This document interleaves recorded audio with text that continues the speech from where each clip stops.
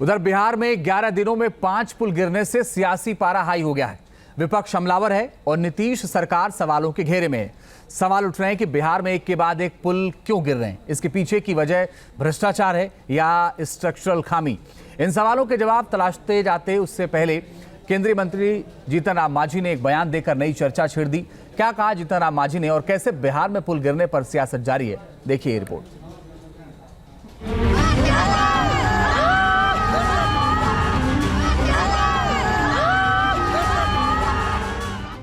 बिहार में 11 दिनों में 5 पुलों की जल समाधि।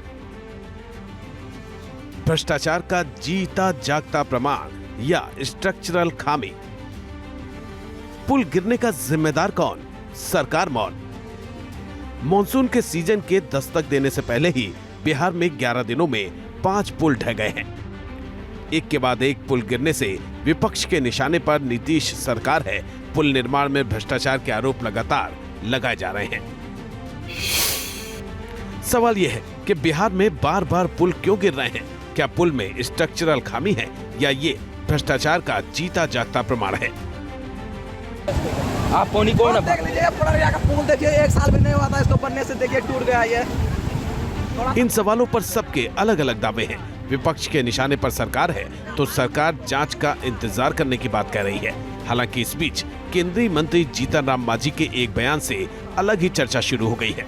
गया पहुंचे जीतन राम मांझी ने कहा कि बिहार में पुलों का गिरना चिंता का विषय है, लेकिन ऐसा लगता है कि इसके पीछे सरकार को बदनाम करने की साजिश है।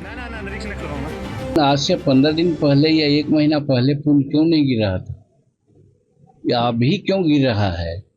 इसमें कहीं न कहीं हमको लग रहा है कि कोई साजिश तो नहीं है कि जानबूझकर के लोग सरकार को बदनाम करने के लिए इस तरह की बात करते हैं। अब 2 महीना पहले ऐसा पुल गिरने का लगातार आपने उदाहरण देखा था। एक आध पुल कभी गिरा था, ऊपर कार्रवाई हो रही थी। सवाल यह है कि मांझी का इशारा किसकी तरफ है और नीतीश सरकार को बदनाम करने की साजिश कौन रच रहा है? बात साजिश की उठी, इसलिए जवाब विपक्ष की तरफ से आया। कांग्रेस नेता तारिक अनवर ने इसे सरकार की खामियों को ढकने की कोशिश करार दिया।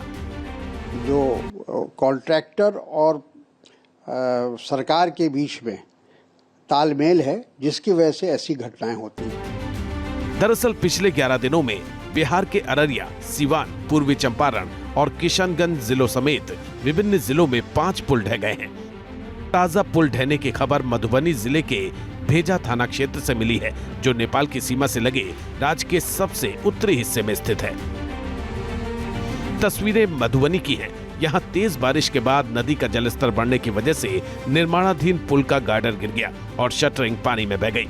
हैरानी की बात तो यह है कि प्रशासन ने इस लापरवाही को छुपाने के लिए पुल के टूटे हुए हिस्से को काले रंग के प्लास्टिक से ढक दिया, ताकि लोगों को पुल गिरने की जानकारी न हो सके। मधुबनी के निर्माणाधीन पुल की लंबाई 75 मीटर है और लागत तकरीबन 3 करोड़। पुल का निर्माण 2021 से हो रहा है, लेकिन अब तक पूरा नहीं हो सका है। इसे प्रशासन की हिलाहवाली कहे या नाकामी कि 3 साल में आधा ही पुल बन सका और उसका भी एक हिस्सा गिर गया।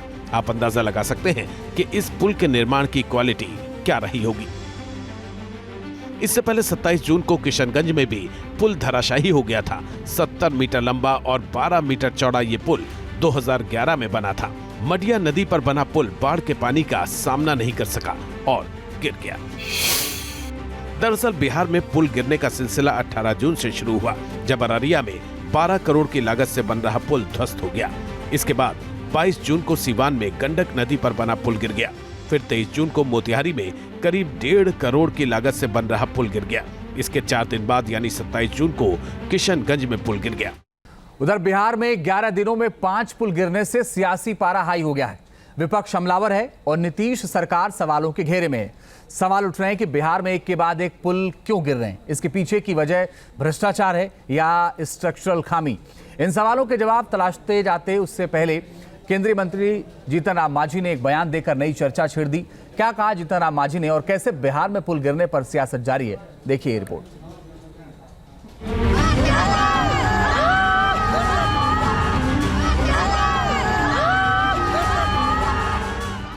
बिहार में 11 दिनों में 5 पुलों की जल समाधि।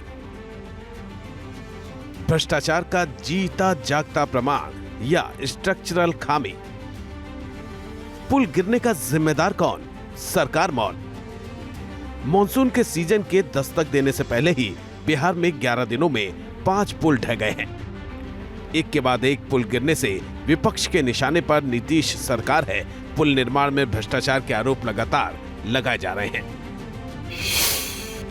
सवाल यह है कि बिहार में बार बार पुल क्यों गिर रहे हैं? क्या पुल में स्ट्रक्चरल खामी है या ये भ्रष्टाचार का जीता जागता प्रमाण है?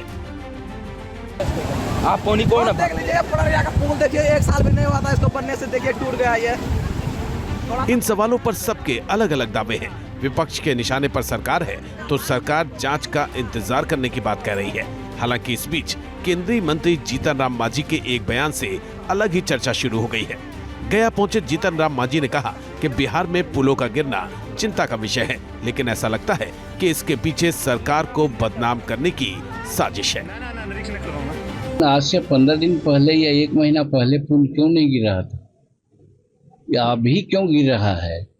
इसमें कहीं न कहीं हमको लग रहा है कि कोई साजिश तो नहीं है कि जानबूझकर के लोग सरकार को बदनाम करने के लिए इस तरह की बात करते हैं।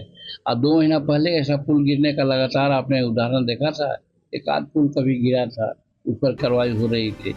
सवाल यह है कि मांझी का इशारा किसकी तरफ है और नीतीश सरकार को बदनाम करने की साजिश कौन रच रहा है? बात साजिश की उठी, इसलिए जवाब विपक्ष की तरफ से आया। कांग्रेस नेता तारिक अनवर ने इसे सरकार की खामियों को ढकने की कोशिश करार दिया। जो कॉन्ट्रैक्टर और सरकार के बीच में तालमेल है, जिसकी वजह से ऐसी घटनाएं होती हैं। दरअसल पिछले 11 दिनों में बिहार के अररिया, सीवान, पूर्वी चंपारण और किशनगंज जिलों समेत विभिन्न जिलों में 5 पुल ढह गए हैं। ताजा पुल ढहने की खबर मधुबनी जिले के भेजा थाना क्षेत्र से मिली है, जो नेपाल की सीमा से लगे राज्य के सबसे उत्तरी हिस्से में स्थित है। तस्वीरें मधुबनी की हैं। यहाँ तेज बारिश के बाद नदी का जलस्तर बढ़ने की वजह से निर्माणाधीन पुल का गार्डर गिर गया और शटरिंग पानी में बह गई। हैरानी की बात तो यह है कि प्रशासन ने इस लापरवाही को छुपाने के लिए पुल के टूटे हुए हिस्से को काले रंग के प्लास्टिक से ढक दिया, ताकि लोगों को पुल गिरने की जानकारी न हो सके। मधुबनी के निर्माणाधीन पुल की लंबाई 75 मीटर है और लागत तकरीबन 3 करोड़। पुल का निर्माण 2021 से हो रहा है, लेकिन अब तक पूरा नहीं हो सका है।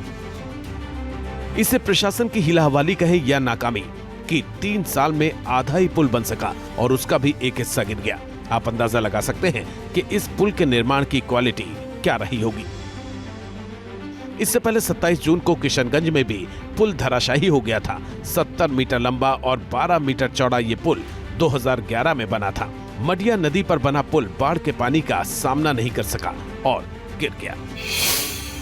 दरअसल बिहार में पुल गिरने का सिलसिला 18 जून से शुरू हुआ, जब अररिया में 12 करोड़ की लागत से बन रहा पुल ध्वस्त हो गया।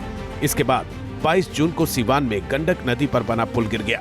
फिर 23 जून को मोतिहारी में करीब 1.5 करोड़ की लागत से बन रहा पुल गिर गया। इसके 4 दिन बाद यानी 27 जून को किशनगंज में पुल गिर गया।